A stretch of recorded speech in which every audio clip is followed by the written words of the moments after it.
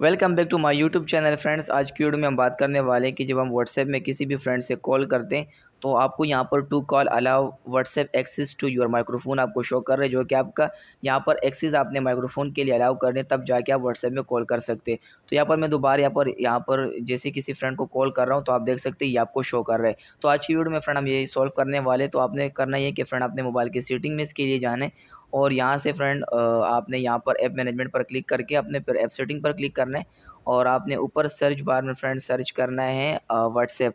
तो आप जैसे ही यहाँ पर व्हाट्सएप सर्च करेंगे पहले व्हाट्सएप पर आप क्लिक कर देंगे और यहाँ पर आपने परमिशन पर क्लिक करना है। यहाँ पर जैसे ही आप परमिशन पर क्लिक करेंगे तो यहाँ पर आप देख सकते हैं माइक्रोफोन पर आप क्लिक करेंगे और इसको यहाँ से आप अलाउ करेंगे। फिर आपने बैक हो के आना है, यहाँ पर आप कॉन्टैक्ट भी अलाउ करें और यहाँ पर जो है फ्रेंड यहाँ से जो है आप कॉल लॉग्स भी अलाउ कर सकते हैं। तो अब दोस्तों आप जैसे ही व्हाट्सएप में जाएंगे और यहाँ पर आप देख सकते हैं आप जैसे ही यहाँ पर कॉल पर किसी फ्रेंड से आप कॉल करना चाहते हो, आप जैसे ही इस पर क्लिक करेंगे तो आप देख सकते